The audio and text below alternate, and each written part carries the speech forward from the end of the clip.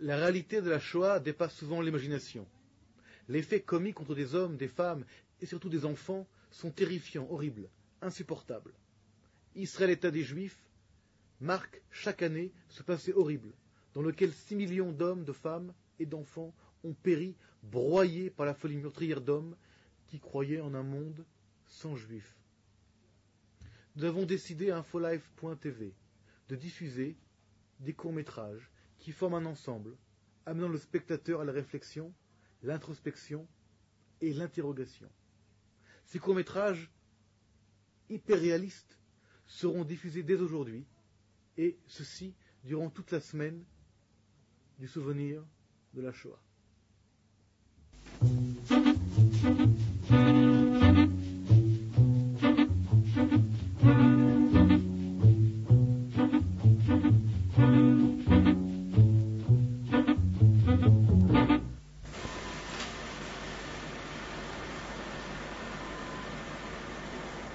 Alors, oui, en fait, parce que quand j'étais petit, bon, je veux dire, moi, le judaïsme, je me foutais pas mal, quoi. En tout cas, ce que je me foutais, c'était d'être juif ou pas juif, quoi. C'était pas quelque chose qui était pour moi important. Et donc, mes parents avaient très très peur, comme ça, que je perde mon identité. Hein, que je perde comme ça mon judaïsme. Alors il montrait plein de choses, il montrait, je me rappellerai toujours, quoi. C'était quand on est passé à la télévision Holocauste. C'était le premier film comme ça, de fiction, ça, Holocauste. Et le même soir, il y avait un film, c'était sur Lassie, la chienne Lassie. Et moi je voulais voir Lassie à fond à la télévision. Et je me rappelle, c'était la folie, quoi. Je dis à mes parents, mais pourquoi tu veux regarder Holocauste? Moi, je veux voir Lassie, etc. J'aime bien Lassie. C'est bien, c'est des belles images, Lassie, quoi. Je dis quoi? T'es pas juif, tu te sens pas juif, tu veux voir Lassie, il y a 6 millions de morts, et toi, tu veux voir Lassie? Qu'est-ce que t'es? Honte sur toi? Même pas honte, t'es con, quoi. Même pas t'es con. Alors, ta chambre, non, hors de question de voir Lassie, en tout cas. Et moi, j'avais envie de voir Lassie, quoi. Alors, tout ça pour mon judaïsme, quoi. Alors, il montrait des reportages, style Arte, où on voyait des millions de mecs aller à l'abattoir, se faire tuer, rentrer dans des fosses, se faire brûler. C'était ça être juif, quoi. Moi, je voulais surtout pas être juif, quoi. S'ils étaient pour mourir comme ça, quoi, c'était terrible, quoi. Et on me disait, oui, tu comprends, c'est ça, le judaïsme, faut apprendre, faut connaître. C'était terrible. Comment voulez-vous que moi, je puisse devenir juif, ou quand je l'étais déjà, d'ailleurs, mais pas avec ces genres d'images-là. J'ai pas envie. Qui c'est qui a envie de devenir ça? Je préférais voir Lassie. Non mais, franchement, quoi. Et ça a été très mal ressenti. Jusqu'à maintenant, on me fait des reproches. Hein. Non, ça s'est calmé. Parce que j'aime plus Lassie non plus.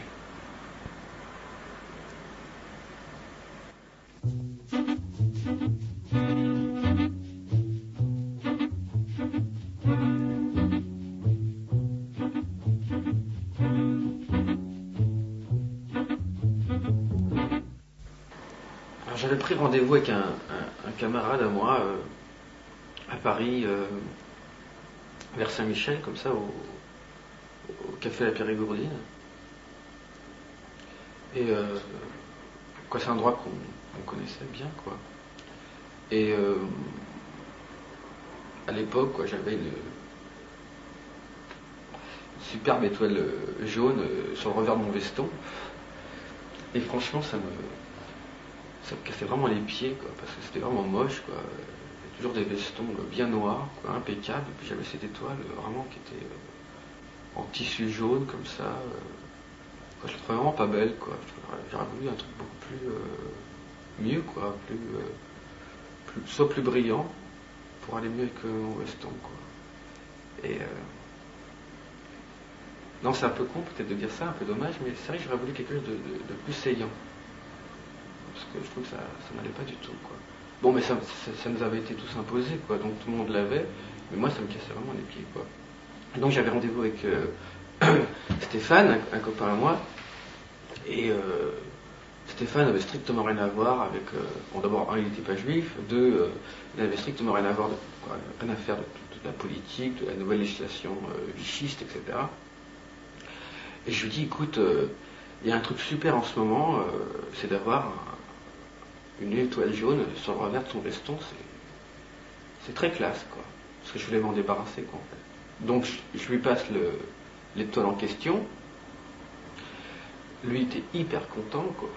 Et bon, et donc à midi, quand on se dit au revoir, etc., il rentre chez lui, il demande à sa mère de la coudre. Bon, sa mère refuse, parce que bon, avec sa mère, ça a toujours été des relations impossibles, quoi. Chaque fois qu'il lui demandait quelque chose, elle refusait. Bon, donc il se débrouille lui-même, bon, il prend de la colle, je crois, il puce la colle, son veston. Et on devait se revoir vers les 14h, quoi, après manger. Et je ne l'ai jamais revu. C'était la dernière fois que je pense qu'il a été déporté à cause de moi.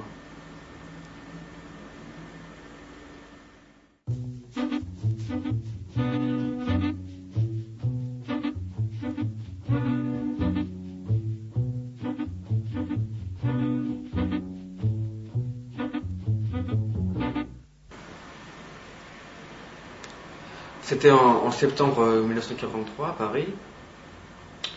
J'habitais à l'époque avec mes parents et ma sœur. 3e étage d'un immeuble. Et un soir de septembre, il faisait particulièrement chaud. J'ai du mal à trouver le sommeil. Et je me suis levé sans faire de bruit, parce que j'étais dans la même chambre que ma sœur. Et donc, je me suis levé et je suis directement allé dans le salon prendre des bouquins porno qui se trouvaient dans le buffet en dessous du vaisselier. C'était des livres que mon père avait, mais que je n'avais jamais lus. Et donc ce soir-là, je décide donc de descendre avec ces livres pour me masturber, parce que j'avais une folle envie, quoi. J'avais besoin. Et donc je descends l'escalier doucement. Et je me retrouve en fait dans une petite pièce qui est en dessous de l'escalier, justement. C'est une petite pièce que la concierge utilise pour entreposer tout son nécessaire de ménage, les balais, les brosses, produits d'entretien et seaux. Et donc j'ai fermé cette petite porte, j'ai allumé la lumière, il y avait une petite ampoule comme ça qui brillait dans cet endroit très, très petit. Puis j'ai commencé à feuilleter, et puis bon, le désir est monté, Et en plein désir, je me rappelle très bien, j'étais en pleine érection comme ça.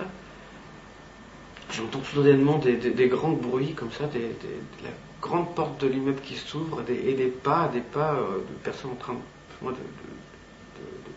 pas de marcher, vraiment de monter 4 marches, je peux remonter très très rapidement l'escalier, et puis des bruits, des cris, etc., des pleurs, un truc indescriptible. Et moi j'étais là dans ma petite pièce comme un con en train de me branler, et je pouvais strictement rien faire. Et j'ai attendu peut-être 10 minutes, je sais pas, ça m'a paru court, très court en même temps. Et quand je suis sorti de la pièce, quand le silence s'est fait, qu'il n'y avait plus personne, je suis remonté à l'appartement, et là j'ai vu l'appartement en désordre, plein d'affaires par terre, toutes les lampes, la table, tout était cassé dans le salon, la chambre, ma chambre, total désordre.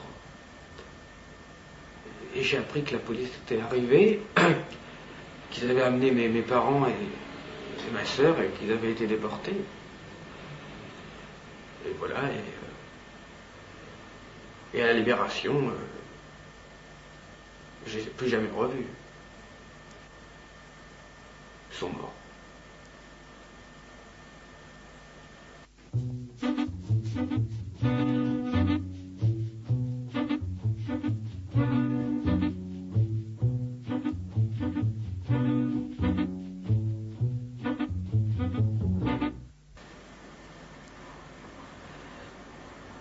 Moi, je me rappelle, j'étais au collège quand j'étais petit.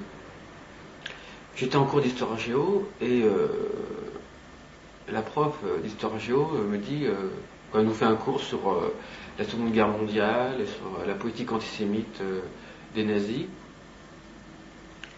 et de toute la propagande antisémite de l'époque. Et je me rappelle, elle se tourne vers moi parce qu'elle avait eu mon frère quelques années auparavant, donc elle savait qu'on était juifs. Et puis elle me dit, est-ce que Fabien a un grand nez?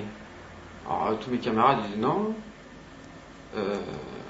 Est-ce que Fabien il a des grandes oreilles? Je me rappellerai toujours cette connerie. Il dit non, non, non, il n'a pas des grandes oreilles. Alors tout le monde, non, non, il n'a pas des grandes oreilles, non. Et puis j'entends mon voisin qui me dit ouais, mais il a de l'argent. Hyper doucement, moi je commence à m'éclater de rire, quoi. Puis j'avais hyper les boules, quoi. Tout d'un coup, je me retrouvais presque l'exemple, le modèle. Et elle trouvait que c'était super ce qu'elle avait fait. Tout d'un coup, elle avait prouvé la bêtise de la politique antisémite en mettant en avant moi, quoi. Et moi, j'étais... je sais pas comment prendre ça. En tout cas, j'étais assez mal, quoi. Et je me rappelle, bon, les mois se passent, etc. Moi, j'oublie ça. Surtout, j'en parle pas à mes parents, imaginez, quoi. J'avais déjà... j'ai pas un truc à raconter, quoi. Pas à mes parents, en tout cas. Et quelques mois après, il faisait à faire très très beau. Et souvent, à la sortie du collège, en tout cas, devant la grande grille, il y avait toujours cette camionnette où il y avait des glaces et tous les enfants allaient vers acheter des glaces, etc. Et moi, je m'achète, peut-être première fois depuis 30 ans, une glace. J'aime pas les glaces, bon. J'achète une glace. Et je fais le chemin avec ma glace dans la main, là, jusqu'à l'arrêt de bus pour rentrer chez moi, avec une copine. Et la copine, elle me dit, tu me passes ta glace? Et puis moi, je dis, non, je ne vais pas te passer la glace, quoi. Pas parce que j'avais envie de la manger, point. Bon. Elle me dit, on fait pas le juif. Je la regarde à fond, vraiment. Quoi, on fait pas le juif. Je dis, comment ça se fait? C'est une espèce d'antisémite et tout, quoi. Elle me dit, mais non, c'est une expression, tout le monde le dit, ça fait pas le juif, ça veut dire, sois paradin, quoi. Alors, ouais, c'est une expression, elle me plaît pas, cette expression. Il y a plein d'expressions qui me plaisent pas, mais celle-ci en particulièrement, quoi. Mais, ou alors un jour, je me rappelle, j'étais avec un copain, on devait partir en week-end, parce que son père avait un bateau, et il me demande, tu vas venir avec nous faire du bateau? Alors je lui dis, ouais, ok. Et comme j'habitais à 2 pas de chez lui, je rentre chez moi, je dis, maman, je vais partir avec Laurent faire du bateau. Alors elle me dit, mais non, tu peux pas, t'as oublié que t'avais rendez-vous quand on allait voir tata et tonton cet après-midi. Alors je dis, mince, c'est vrai, j'ai complètement oublié.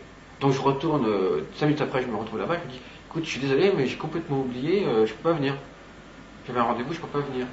Et il y a sa mère qui me dit, pourquoi tu viens pas? C'est parce qu'il faut amener ton sandwich?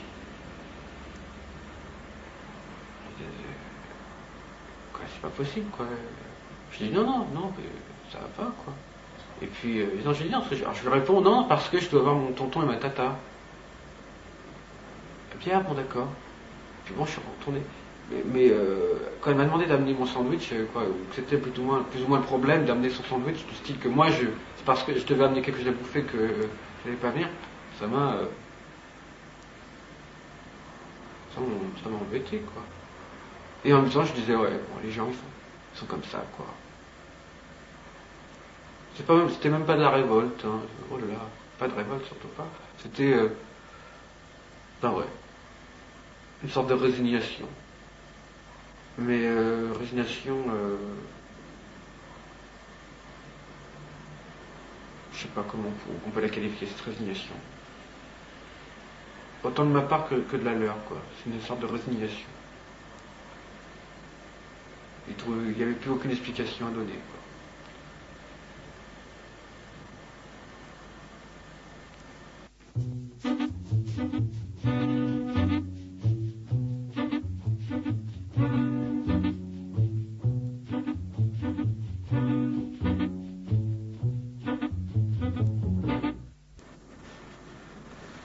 Alors c'est après que j'ai été déporté avec quand j'étais déporté, d'abord j'étais dans un camp de transit, et puis après directement on m'a mis dans le camp. Et puis là je me suis retrouvé avec 3 copains, quoi. En tout cas trois copains. Et il y en avait un vraiment qui voulait se tirer, quoi, qui voulait vraiment quitter le camp, quoi. Et qui toujours trouvait des plans, ou essayait de trouver des plans pour pouvoir s'évader, etc. Moi j'étais pas trop chaud, parce que bon, je me disais toujours on va nous découvrir, ça va s'arrêter un jour ou l'autre cette connerie, et on va pouvoir partir, quoi. Et j'avais un troisième copain, lui, qui était follement amoureux d'une fille. Et pour lui, il était hors de question de quitter le camp, quoi, parce qu'il était follement amoureux d'elle, quoi.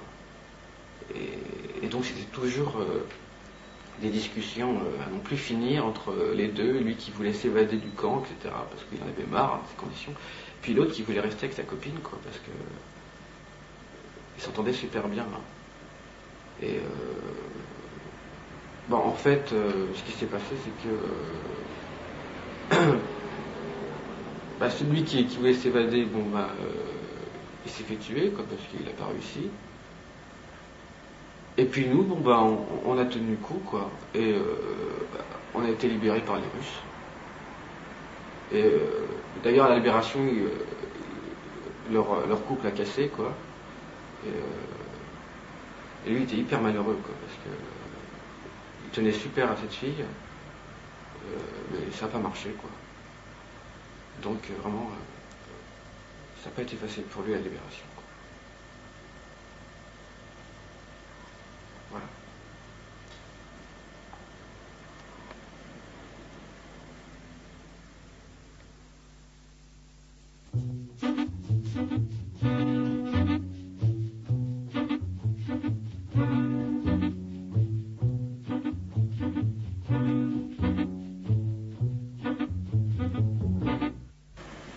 Alors il n'y a pas très longtemps de cela, je me rappelle très bien.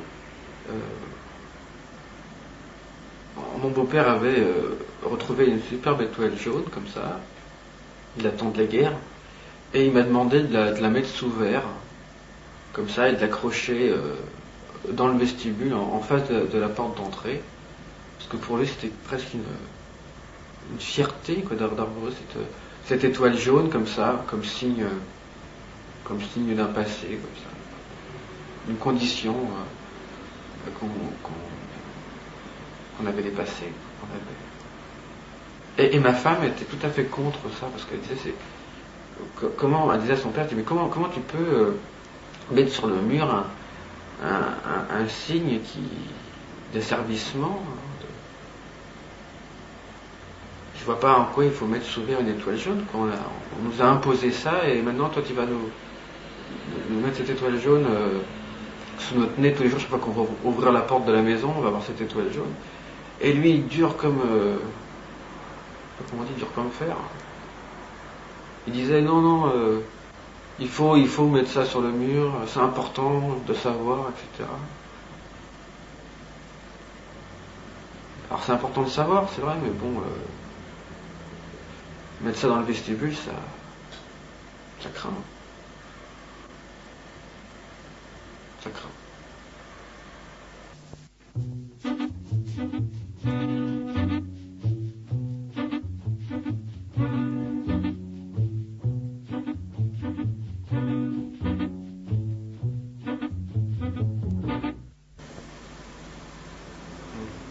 Alors, il y a toujours quelque chose qui m'a profondément énervé, vraiment, c'est quand mes grands-parents ou mes parents parlaient yiddish, parce que je comprenais strictement rien. Et ils parlaient yiddish justement pour que nous, les enfants, ne puissions pas comprendre ce qu'ils étaient en train de parler. Et ça me mettait vraiment... ça me cassait les pieds, quoi, en fait. Hein. C'est de facto, on me demande de sortir tout en restant dans la pièce, quoi. Et c'est comme quand je regarde des émissions sur Arte. D'ailleurs, je me rappelle, on ne dit pas Arte, on disait Artum. Tu regardes Artum ce soir? Je dis non, on regarde Arte. Parce que tout le temps, c'est des émissions thématiques sur très, très intéressantes, hein, très instructives, etc. Tu sais, ces longs commentaires où on voit une personne, un long plan fixe, comme ça, parler en yiddish avec sous-titré. Alors des fois, quand c'est un fond blanc et que les sous-titres sont en blanc, on voit rien. C'est vraiment très énervant, quoi. Blanc sur blanc, quoi. Et puis on entend, ah, ça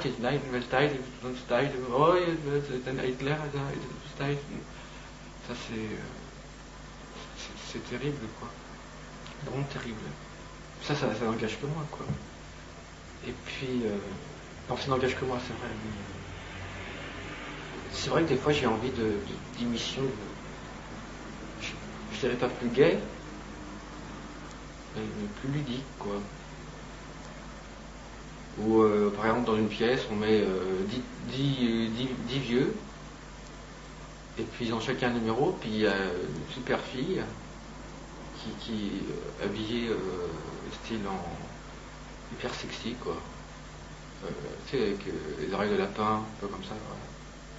Et puis qui tire dans son chapeau un numéro, puis hop, c'est celui dont le numéro a été tiré qui fera sortir son témoignage. Alors les autres ils sont super tristes, etc. Ils se disent, oh. Mais au moins, je veux dire, il y aurait une certaine... ce serait plus drôle. Et chaque semaine, on devra sortir du chapeau la carte de l'heureux gagnant, celui qui pourra témoigner de ce qui s'est passé. Et je suis sûr que... D'ailleurs, je pense qu'il y aura beaucoup plus de téléspectateurs qui regarderaient ça s'il y avait plus de filles nues, quoi. Si c'était plus sympa. Avec un fond rouge, un super fond rouge comme ça, avec plein de petites lumières qui clignotent. 10 chaises au fond du mur avec 10 petits vieux comme ça qui attendent dans une sorte de salle d'attente. Et puis un super commentateur qui dit, eh bien, ce soir, soirée de témoignage. Hein, nous avons ici Samy, Moshe, Albert, Paul, Jacques, Sarah. Et ce soir, quel va être le regagnant, celui qui va pouvoir témoigner de son histoire. Alors t'as une super minette qui arrive, blonde, style calendrier Canal+, et qui sort de son super chapeau un numéro. Et c'est le numéro 8 qui a été choisi. Et on voit un petit vieux comme ça qui lève les mains, et dit, ouais. Alors les autres s'en vont. Hop, gros plan sur le vieux, et puis il raconte son histoire. Et à la fin, il a peut-être gagné un week-end dans un centre de thalassothérapie, quelque chose comme ça, quoi, un truc super pour lui. À Evian, Vitel ou Vichy. Vichy, non. Vitel, ouais.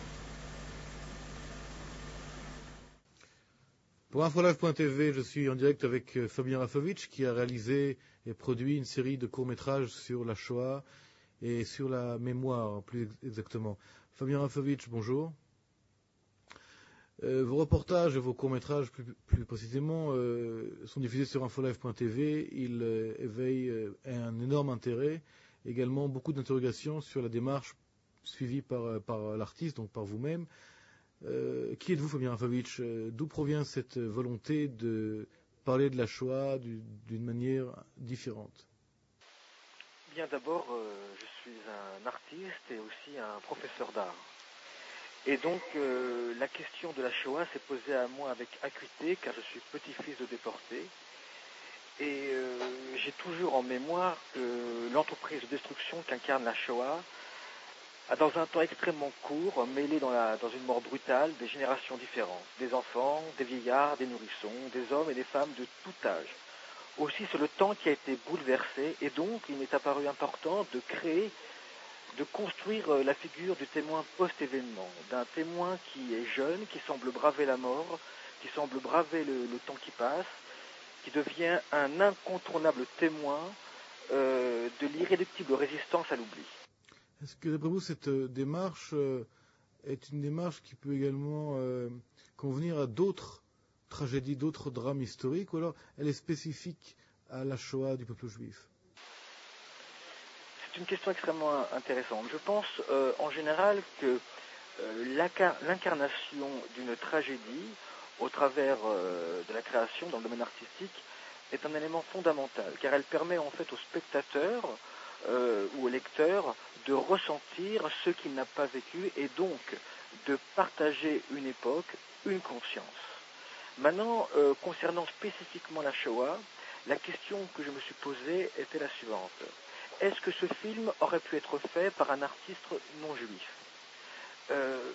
Je pense pas. Quelle est la réponse donc? Je ne pense pas. Je pense que, si vous voulez, que ma filiation était déterminante dans la volonté de réveiller une conscience, la conscience d'un jeune homme qui n'avait peut-être pas vécu cette tragédie, mais qui voulait à tout prix, au travers de son travail, faire comprendre, faire connaître, faire ressentir aux autres personnes de sa génération cette tragédie. Il y a aujourd'hui en Europe, ce n'est pas un secret, un réveil non pas seulement de juifs qui se remémorent, mais également un réveil du fascisme, du néonazisme, de gens qui font une négation totale de la Shoah. Est-ce que votre démarche peut aider, en tout cas peut faciliter l'apprentissage, entre guillemets, de la Shoah chez les non-juifs? Écoutez, je pense que c'est une question fondamentale. En fait, ce que vous évoquez, c'est la question, je dirais, du formatage de la mémoire, ou du témoignage de la mémoire. Aujourd'hui, il existe, disons, une manière officielle de présenter la mémoire, une manière scientifique. Elle est incontournable et elle est fondamentale. Vous parlez donc là de l'historien. Exactement. Mais je pense que cette mémoire doit être, je dirais, appuyée sur une autre mémoire, celle du ressenti, et donc celle qui peut être véhiculée par tout artiste. Et donc c'est mon travail.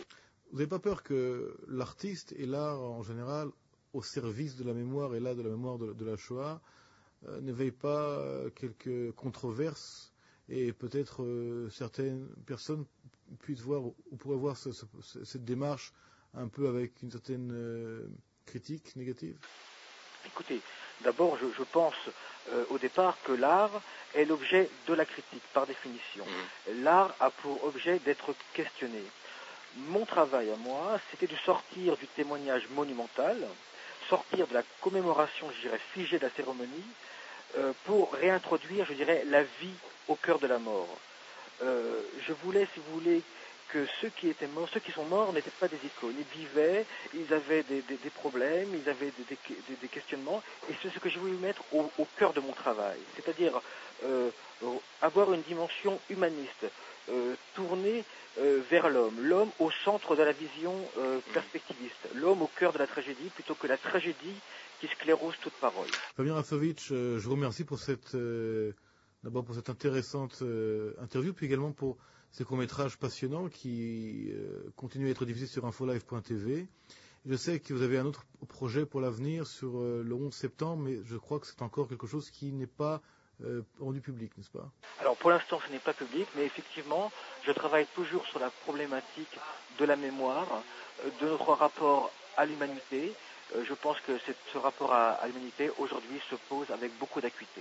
Bien, nous serons donc avec vous lorsque cette œuvre sortira publiquement pour être, avec votre permission, un des vecteurs pour la diffuser sur infolive.tv, également pour que le monde entier, en 4 langues, puisse la connaître. C'était Olivier Rafovitch en direct de Jérusalem pour infolive.tv. Avec nous aujourd'hui, le réalisateur, le producteur, Fabien Rafovitch, qui parlait donc de court-métrage et de post-témoignage sur la Shoah. Merci.